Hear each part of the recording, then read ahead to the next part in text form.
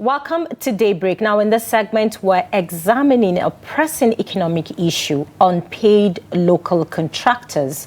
Analysis on the ongoing saga with the federal government.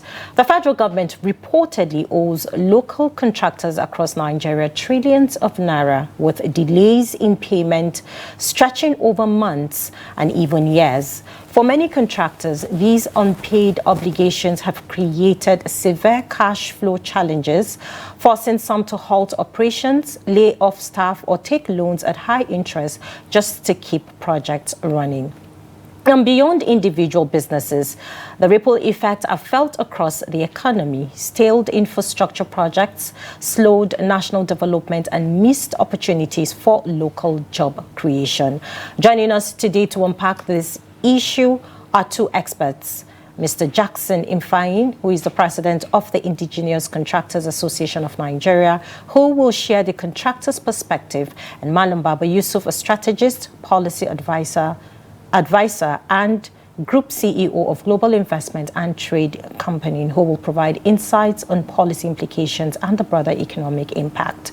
We want to explore why payments are delayed, what it means for the nation's growth, and how the government can resolve these long-standing obligations. So stay with us as we have this conversation. We have the president with us here in the studio. Good morning. Thank you for joining us again. I remembered when you came the last time, due to the protest that your association was doing for the federal government to pay the local contractors. So let's not go back and forth. Where are we now? We are like on a standstill. On a standstill now. But although they promised us the last time we met last week. I traveled. I came back last week Tuesday. We met with the minister on Tuesday. Met with Tim on Wednesday. On Thursday, because we're trying to get a date from them that this payment will be made. So we were able to get a date on Friday. That was last week Friday? Last week Friday. Okay. So, and the date they gave to us was 8th of December. So, and I said, okay, what we'll do is let us have a commitment, a written commitment. 8th of December, that's on Monday. On Monday. I said, okay, let us get a written commitment, And some of his essays insisted that they cannot give written commitments. And I said, okay, if you can't give written commitment, I have to take it back to my members. I went back, we had a general meeting. I took it to my members. My members said, if there's no commitment to that effect, which means we will go on protest. Again? Yes, to insist that our payment must be done now, which was what happened the day before yesterday. We started the day before yesterday, we slept there. Yesterday, slept there, and today we're continuing. Okay. Now, all right, Mr. Ifeanyi, we understand, as my colleague mentioned earlier, that you had this type of protest just a few weeks or a few months ago, and now another protest. So what happened in between? I believe there was supposed to be a meeting, an agreement of a payment at that time. So how come it has stretched up until now? And then another protest happened where automatically it pushed you to go to an extreme measures, because we saw pictures of a coffin in front of the Federal Ministry of Finance, right? Indicating or signifying the number of contractors that have lost their lives due to the non-payment and due to heart attack as well. So how has this impacted so much, and why have you still not gotten to a point of agreement of getting that payment? What our members noticed that, we're in December, and these budgets will last by 31st. If nothing is done by the National Assembly, probably to extend it. As we speak now, this budget is about 30% implementation, or 40%, and it is fully funded by contractors with borrowed funds. So probably the government only, what they do is to commission this project and fails to pay the contractors, which has kept a lot of contractors indebted to financial institutions and all that. So what we decide to do now is, we are in, today's, I think, is it the 4th or so? In the next 2 weeks now, the president will relocate to Lagos. Almost all governors, government officials will relocate to Lagos. What I remember I said was that if they are talking of 8, before you know, they try to buy time before you know, they disappear. At the end of the day, this payment will now be taken to bad debts. That's why we insist that this payment must be done now. We cannot bear the debt of contractors anymore. All right. Before our next guest join us, where are you now with the federal government? Has there been an agreement of a payment or a meeting and a payment plan as well? Yes, I think we struck a deal yesterday. Yesterday morning, they promised to pay. I think we had about 150 million as we speak now, billion. Was this written on paper? Not written. It was an agreement between we and them. A verbal agreement. A verbal agreement that will be paid within the next 48 hours. And so far, they've not fulfilled any verbal agreement that you've had. So how are you sure that they are going to fulfill this particular verbal agreement of the payment? They plead to us to help them, to let them say they can have a passageway. They can drive in to do the work within these 48 hours. But then with all of the challenges that your association has faced, as local contractors, I remembered when you were here, you told us how painful it has been for these contractors. A lot of them collected loans from banks. I mean, the interest is piling up.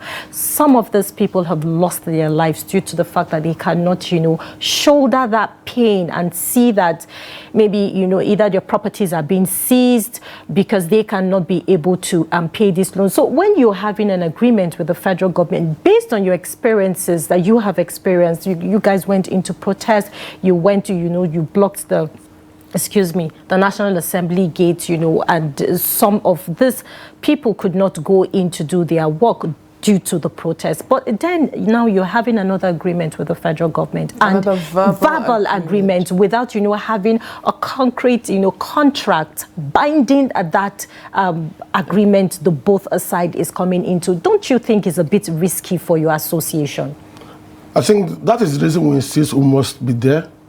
If within 48 hours we don't start seeing that alert coming in, we'll block the place totally again. And until all contractors receive their payment, especially our members, we will not live there. The last discussion we had with the Deputy Speaker and some of the National Assembly members, most of them, when they dropped that 230 billion, most of them are contractors. They got their funds and relaxed. They didn't want to follow up again. Okay, then we're going to take a short break now. And when we come back, our second guest is on standby to join us. To stay with us, we'll be right back. Welcome back, and thank you for joining us. Our second guest, Malam Baba Yusuf, who is a strategist, a policy advisor, and group CEO of a global investment and trade company, is just joining us in the studio. You're welcome, sir. Thank you for coming this morning. So I know you're aware of the ongoing saga between the local contractors and the federal government as to them having their payment. They actually staged a first strike the first time, and then they came to an agreement, and now they are back. It keeps going back and forth, back and forth. What do you make of all of this when it comes to the government's plan, funding to local contractors? It's an unfortunate situation that we are witnessing. Quite unfortunate because our understanding is this payment backlogs date back as far back as the 2024 fiscal year. And we are going into 2026 in the next couple of days. The impacts are huge and the implications are dire. I wrote on my weekly back page column Fridays in July 4th when I was talking about lack of fiscal discipline in our budgeting. And I actually mentioned this issue.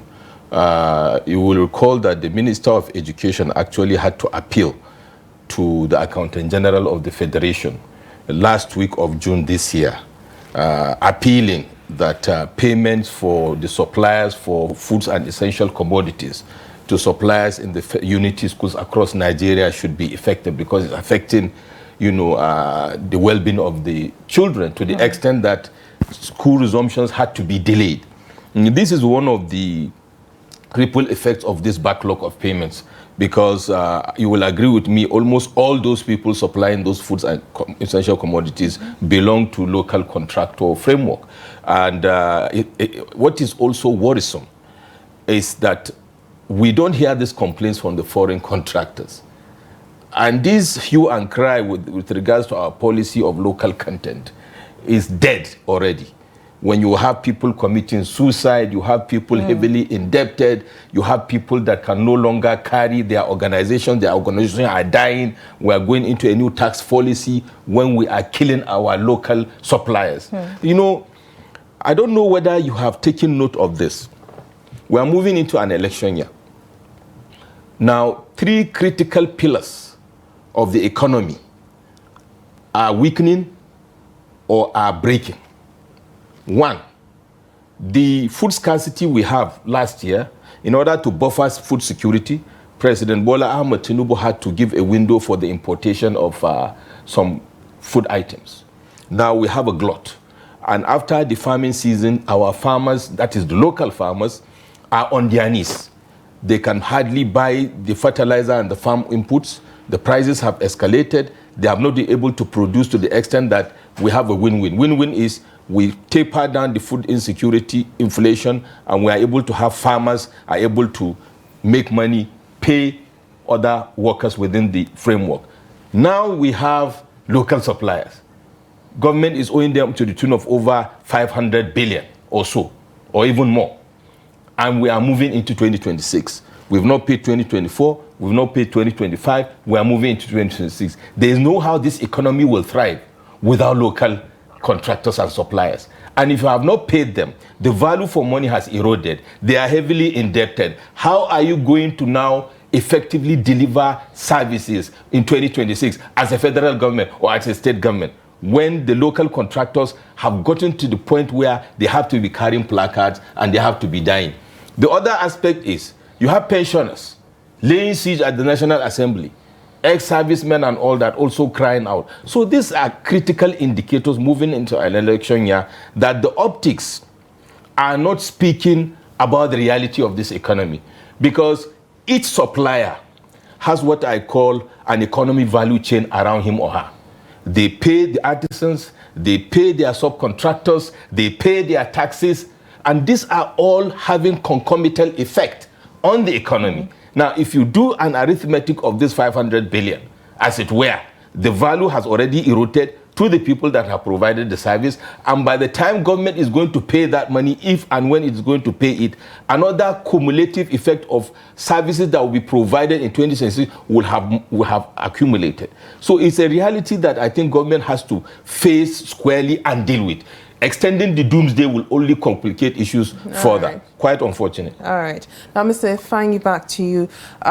Having these issues when it comes to the backlog of payments that the federal government is supposed to do to the indigenous contractors of Nigeria, at this point, has any supervising ministries or agencies been or, looked at all the contracts and provided any formal certificate of completion to understand that, yes, these projects have been completed and the only thing that is left now is for the payments? One thing is that before you talk about having a batch number, which means those projects has been satisfactorily completed and certified. So that is when the process of going for the financing, the payment of contractors starts. So any payment has been batched, automatically it has been completed. So everything as of this point, the backlog that you're asking for are for completed projects that have been done. And commissioned, completed and commissioned. And commissioned. Yes. And the payment has not been done. So some of them for over a year now. So now if you get to the point of having that meeting and pushing forth the agreement, what if they go back on their word? Because as you said, it's a verbal agreement that you had, and you've had various verbal agreements with them, and nothing has been fulfilled. What if, they go back on their word and not give the payment that is necessary for the contractors? What is the next step? To me, I believe they won't go back. Tomorrow is the last day. If no alert comes between today and tomorrow, everyone would let loose. Okay. We won't rest until all payments of our members are made. I'm a bit worried for your association and the local contractors, and I keep bringing back the last conversation we had here in the studio, and I said it. When you are having this, back and forth with the federal government, coming to a verbal agreement is risky, because at the end of the day, there is no contract binding that agreement. And what if they get to fail you and your association, so you guys will now go back to protesting again, creating a lot of chaos, disruption, and what have you. So don't you think that at this point now that your association is in, don't you think it's best that you have this verbal agreement written down and signed by both parties, so you have a document binding each and every word that is being agreed on that table, so that when you take your next action, because we have seen this protest, happen in different sectors, and at the end of the day, they don't end well. It's either, there's a police officer or people there, trying to chase you people away. So why go through all of that hustle and drama to start with? Don't you think that at this point, before that deadline, another meeting should be rescheduled and a written agreement should be, written down, so something binding that agreement? It's a bit risky. But then let's come back to Baba Yusuf. From your standpoint, what are the policy gaps or bottlenecks that contribute to this payment delays? Okay, I advise the government in that same submission, and I've been saying it consistently, that successive administrations have this culture of fiscal indiscipline. Within this context, what I mean is, for every year that you will start, there should be a policy framework, or what you call a workflow, between the revenue generating entities and what you call the enablers, which are the cost centers, right? Those are the people that do the contracts. Of course, even the generating entities like the MPAs and the Nigerian Customs also do projects. But you have all organizations that do not generate revenue, but they are enablers for government. So they also require funding to do those projects. There should be a consultation and synchronization between these two. And then you have the compliance group. The compliance group, part of it is Accountant General's Office, Auditor General's Office, to ensure that there's a dashboard between the inflows and the commitments. At the beginning of the year, when you do your budgeting, you compartmentalize this. For quarter one, we are going to do projects 1 to 10. Do we have the cash backing before we even proceed to issue contracts? And if you do, to track performance and the cash flow availability as you pay.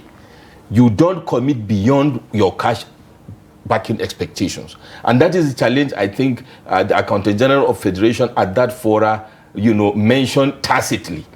He's having to struggle with cash flow, because the Accountant General now has to pay based on what is available and based on priority of government. Now, these are the challenges. This is what I call the fiscal indiscipline. Then you move into 2025 with that backlog of 2024. You still did not take into cognizance that. What are your priorities? Are buying cars and other, what I call non-essential items, more critical than saving to pay for these critical services that are provided by the local contractors? If you take, for example, you move around Abuja, the current administration inherited a lot of stale projects, abandoned projects, because the foreign contractors, or what you call the bill players, have the leeway to abandon site and say, you pay before we proceed. And they have this opportunity of, staggered payments for them to be able to, and when you don't pay, and there's a time lag, there is a consequence of variation. So they are never at a loss most of the time. But the local contractors don't have those windows. And if you don't have that window within the proviso of your contract, you get yourself into this situation. So part of what I will advise also the contractors is, government is government. You should also advocate that when the contract is to be issued, there should be some provisos. Peradventure, you are not paid within so time, then there should be an interest that will yield on that amount going forward. Back in the days when we were heading the private sector, these were some of the provisions that we were able to provide so that the governance framework of organizations will pay. Otherwise, it will hit you at your bottom line and affect the overall, finance flow for government. Unless that is done, we'll continue to face it. But also for the government, it is also speaking to us and telling us what is the priority of government. Essentially, people provide services for you, bona fide Nigerians, for critical services or critical infrastructure. You come with fanfare, you commission those projects, and you refuse to pay those citizens. What signal are you sending? You say you don't want crime. You say poverty, you want to reduce poverty with palliatives. But you are crippling the critical stakeholders within the economic value chain that will support the stability of the economy. So how do you really intend to turn around the economy? The yam and the rice and the oil you are giving is infinitesimal compared to the concomitant effect of the value of over 500 billion you pay the contractors. Some of them will invest. Some of them will buy new equipment and whatnot. And they also have their own corporate social responsibility they do, which is added to the palliative, whatever you do as government. So these are the issues. What is the priority of government? What is the type of workflow they are working? Is there policy consultation and workflow synchronization between the revenue lines, the cost centers, and the compliance group? And are there consequences if there are mistakes? I see the National Assembly calling these ladies and gentlemen to do photo shoot, to do meetings. That is all they can do. In line with Section 88 and 89 of the 1999 Constitution, the National Assembly cannot force the executive to execute. They can only consult. And where they also drop the ball during project reviews and during budget reviews, they are now playing as if they are trying to save the day when they were actually part of the problem, or they're actually part of the problem. Going forward, the association of the local contractors also need to bring provisos in their contract. Otherwise, my advice is don't ever do it, because there is no point you were able to pay your fees last year and now people are committing suicide, or they are heavily indebted to the extent that some of them have to leave the country. All right, let's move to you, Mr. Ifeanyi. At this point, I would want to know if the local contractors have any legal backing, because at the end of the day, as we mentioned earlier, and as my colleague hammered on as well, it is understandable that you've had multiple agreements, verbal agreements with the federal government, but at the end of the day, they don't really deliver. And we are still at a point where you just had a verbal agreement with them, and you're hoping and praying, I would add that they do make those payments. But what if they do not? What is the next step? I asked that question earlier. Is there any legal backing, or is there anything that you can do legally in making sure that these payments are pushed forward towards the contractors? I think in the Procurement Act, there are propositions for where if government didn't pay at a particular time, you can put in the certain percentage that they will pay. But what we have now, we have a lot of docile contractors who are afraid to speak up when their right has been taken up. Some of them are afraid that when they come up with their company, they will blacklist their company. But people like us are not those kind of people. We are fearless. We will stand for what is right. What is right. So what we're doing now is, today is about efforts. We're trying to go, some of us will go legally, while some of us go on protest, to make sure the right footing is done. All right. I actually want to pick something that Malam Baba Yusuf said. You made mention of international contractors and local contractors. Now, most of the time you would see that international contractors get their payments on time. So why can't the local contractors be able to have a plan or a contract where those payments can be made, or make sure that they pressure the federal government in paying them before they execute those contracts? Like I said earlier, that's why I'm advising the contractors. The provision within the Procurement Act is a proviso. It cannot be activated if the contract you have with Daily Trust TV did not include a clause that binds parties. That's when you are talking the legal implications. What is the leverage? I call it leverage. That is what the international contractors have leveraged within the framework of the contract. That will have what you call, I don't want to call it punitive measures, but there's a word we call it, the consequence of non-action. On the part of the contractor, when the contractor does not deliver, there is financial implication to say if you don't deliver within so time, there is X% of whatever that will accrue to you, or that will be deducted from the contract sum, and vice versa. If you don't pay me within so time, you also should have the foresight to include in your proviso. Of course, the argument is, and they will give me contract, it's a template, they will give me an LPO or whatever. You can follow it with a letter and say, follow up to the LPO given to us. Please be advised we are moving to site, blah, blah, blah, blah. However, kindly note that this, or please confirm this, and people should sign.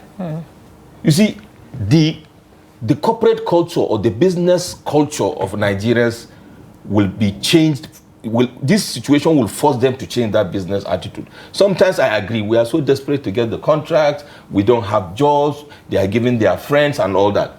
But the consequence of not being careful to reinforce and protect your contract are these kind of things. So going forward, but we are not talking about going forward only. We are only still talking about the situation at hand. Maimuna asked that question, you reinforced it. What is the way to go? How can you be able to hold government? What is your leverage? I use that word leverage again. Holding placard, will it be a leverage? Yes, to a certain extent. But for government, not just in Nigeria, governments are governments. They are bullies, right? So if you don't have leverage, it's what it is. You go here, they will tell you tomorrow they are playing ping pong with you because you don't have leverage. So the only way to work this out is continue to apply the pressure. While you are at it, also apply emotional intelligence so that you get out of it. But going forward also as a forum, whether as an association or as an individual, to say, if I'm going to do contract with government, this is what I'm going to do. Why? Because the Nigerian local contractors, their LPOs, the government LPO is almost becoming worthless sheet of paper to the banking industry. They don't want to support the project because of this kind of issues. Mr. Ifeanyi, before we go quickly, based on the verbal agreement that you had with the federal government, were you people able to propose to them, that is, if they cannot be able to pay the whole amount that you're being owed, did you propose a payment plan? Yeah, I think we're having a meeting session with the minister today. Okay. I think because there are so many ongoing projects, and because of this non-payment, a lot of contractors have abandoned the project for now. Because the more you get loans to execute this project, and they are not paying, that loan, the profits and interest keep on accruing. So what we're trying to do now is, between the next 1 week, we will come up with, an agreement with them, whereby those ongoing projects must be completed. Because if we leave them and at the end of 31st of December, they closes the budget, which means those budgets automatically will be abandoned. So which means 2024 project, most of those funds that has been there already will be totally abandoned. Contractors will lose, government will gain, because already it is half executed. All right. Okay, thank you, gentlemen, for coming. Mr. Jackson Ifeanyi, President of the Indigenous Contractors Association of Nigeria, and also Malam Baba Yusuf, a strategist, policy advisor, and group CEO of Global Investment and Trade Company. Thank you for coming this morning, and I wish you all the very best. And I hope and pray that the federal government would do the needful at the end of the day, and we don't come back here to discuss this issue. And lament as well. Absolutely. Thank you very much. All right, with that, we've come to the end of our discussion segment.